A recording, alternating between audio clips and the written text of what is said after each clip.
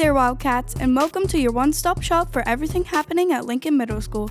You've officially tuned in to episode 14 of the Lincoln WildCAST. Get ready to pounce on the latest headlines from our news desk, because we're here to keep you in the know. But that's not all. We've got something for everyone in the pack. In today's show, we'll have Daphne, Macy, and Claire back for What's Trending. You'll get even more laughs from knee slappers, and you'll play another round of Guess Who in our game show segment. We have a very special guest this week for our Coach's Corner and guest interview. The Salem University head baseball coach, Coach Kassidy Gaines. From the roar of the crowd at the game to the quiet of the library, we're here to bring you the stories that matter most. So, let's get this show on the road by kicking it over to our What's Trending team to tell you this week's trends. What's up, gang? This week we have Claire, Daphne, Kendall, and Macy. Hey Kendall, what do you want for Christmas? You know I want that Nike Tech. Nah, you gotta get that quarter zip. Would you like matcha with that? Thank you. You know what she gonna call me? She gonna call me Baby Boo. You know what I call my hus? My little soda pop. Wait, I thought you called them upperclassmen. Well, these little soda pops got no TD. So I got this shirt from, I don't know where, Cole sweatpants, Nike socks, and Nike dunks. I have jacket for basketball. I have a shirt for basketball, pants for basketball, Nike socks, and dunks. I have this Carhartt hoodie, these Fabatics leggings, Nike socks, and my Uggs. I have this cheer comp sweatshirt, Aerie leggings, Amazon socks, and Uggs. Hakuna Matata, what's trending all day? Peace out, bro, shaka! Next, we will go over to Knee Slappers for your weekly dose of dad jokes and fun facts.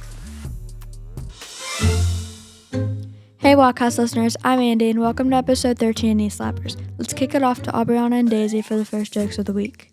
Did you hear about that guy who invented lifesavers? No, what about him? They say he made a vent.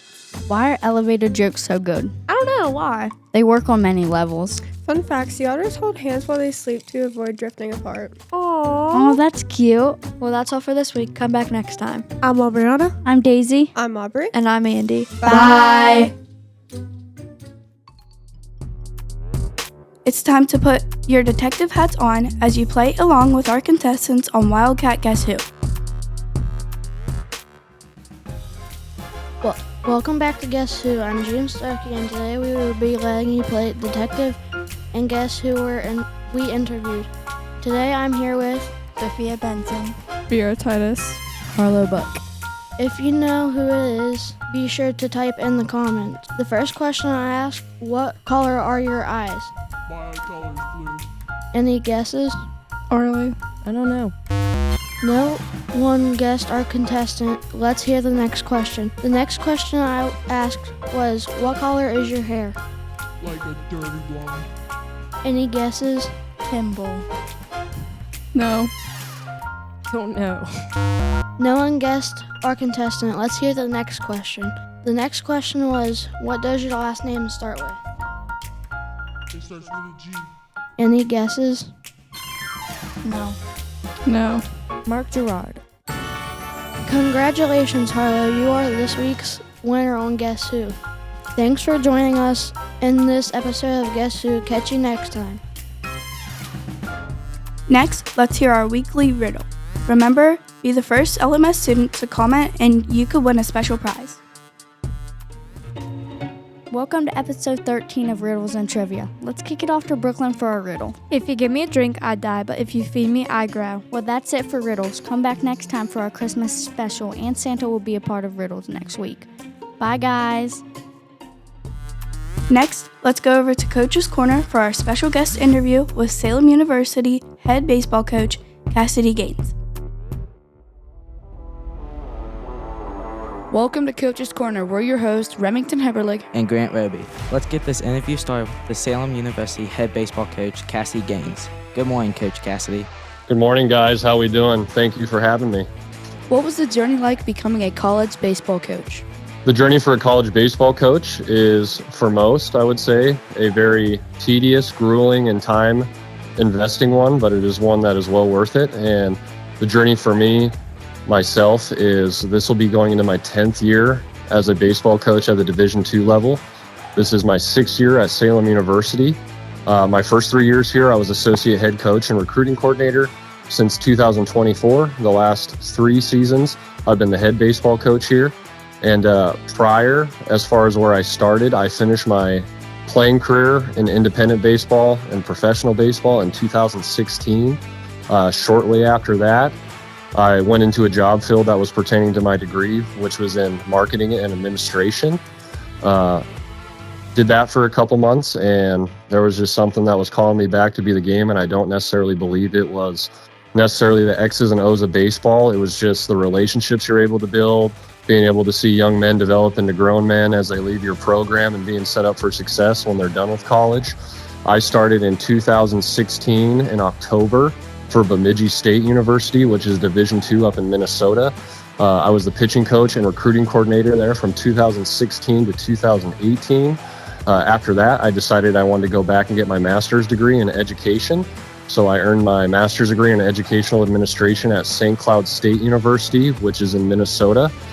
During that time when I was earning my master's degree, from 2018 to 2020, I was also the pitching coach for the baseball team there. And then right up until before all the COVID stuff hit, I was still a pitching coach there. And in January of 2021, I earned a job as the associate head coach and recruiting coordinator here at Salem University. And since 2021, I've been here in Salem, West Virginia. What is it like being a college level head coach? To simplify it into one word, rewarding. It's an unbelievable process. It's very, very long days, just like our athletes have. One thing to understand, I believe sometimes gets left in the gray area, that as a head coach, there's going to be sacrifices that you have to make. It's 8-hour days, 4 of them in the office, 4 of them at the baseball field, and you're doing that essentially every day from August all the way up until May. And then once the guys go home for the summer, whether they go back home, to play college summer ball, do their lifting programs, do anything they need to do to get prepared for the next fall, us coaches tend to be on the road a lot of weekends in the summer, recruiting, looking at really, really good young players like you, Grant Roby, and just kind of formulating our plans of who we want to be the right fits within our program for the future of our program. So it's fun. It's a lot of baseball, but also the other side of that is that you're running a program and you're running an organization. And you're doing whatever it takes to make sure you sustain that and be successful. What does a day look like as a college baseball coach? As a college baseball coach, if I could give you guys a bird's eye view perspective of what we're currently doing now. So we are in our last week here of Salem University before the guys go home for 3 weeks over December to be with family during the Christmas time. A normal day like today is that since this morning we've been in the office since 8:30 a.m. We've had a lot of player meetings. We're very big on player relations and communication at Salem University. So what today's look like is we've had a lot of 15-minute individual meetings with our players. We will finish up by having a couple administrative meetings. I would say the less fun stuff, instead of writing the X's and O's and wheeling guys in from third base to score, we're doing a lot of administrative stuff right now. And our practices right now on our last day, they're split into 3 groups. So one group is 12:45 to 2:15, and then it's 2:15 to 3:45, and then it's 3:45 to 5:30. So it's a lot of individual development groups right now. And over at the indoor facility at Frank Loria Memorial Field, we're spending about a total of 5 to 6 hours there per day, just helping our guys get better and getting them prepared for opening day on February 6th. Last question. What is some advice you would give a young athlete trying to play at the next level? That's a really, really good question. I would say the foundation for anything you want to do is baseball is going to end for every single person someday. And the most important thing is that our guys are getting their education. At least within my program, and the things that I value is I want to make sure that when guys are done here with their college baseball careers, they put themselves in a position with their persistence, their communication, their work ethic within the classroom, that they're able to go into a job field and have a lot of success. I mean, realistically, the longer I do this, guys, I think the baseball part of things on the field is the easy part, and being able to build relationships with players and help them understand that we are always here for them and we want them to have success, because if they have success, we share that with them. And education is the number one thing. It always will be. And then the second thing, man, is just be ready to work. It's something where I believe, you know, the exposure for college baseball and what it is better than it's ever been. But I think something that gets left unturned is how really, really hard all of the really good players and the successful teams work. Whether you see the teams on TV all the time, like your University of Tennessee's, your Vanderbilts, your Floridas, and a lot of those big Power 5 programs. I think it needs to be understood that the guys within those programs, to do what they do and have the success that they have, they are putting in a very consistent, a very rigorous, and a very unconditional amount of work. I really do believe anything you want to do as a player is extremely achievable, but the first step is being able to look yourself in the mirror, and are you willing to do what it takes to get there? Thanks for stopping in, Coach Gaines. I'm Grant Roby. And I'm Remington Heberlich. Thanks for stopping in for this week's Coach's Corner. Are you ready for the journey of a lifetime? You know what? I can't do this anymore. What do you mean you can't? It's just too hard. Well, you're just being dramatic. Wait! Guys, maybe the real fake movie trailer was the friends we made along the way. Who even are you? I've been here the whole time. What do you mean? Guys, we still need to do the trailer. What's a trailer? Dude. Well, I don't know. That's what we've been recording this whole time. What? In the wise words of Banana Bernardington III. Okay, goodbye. Wait, I just wanted to say this is our last podcast. Finally, let's go to our Wildcats news team to wrap up our show. Welcome, Wildcats, to your daily guide through the jungle we call Lincoln Middle School. In a world full of noise, we're here to bring you the stories that matter most. You're listening to your official news dispatch, the WildCast News. Here are your announcements. Counselor's Quick Stop is open in the foyer with a selection of deodorants, toothbrushes, toothpaste, notebooks, pencils, and backpacks.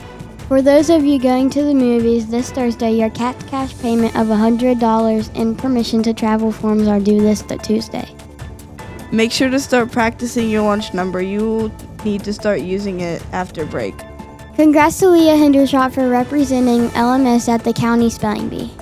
The attendance has changed dates to this Thursday.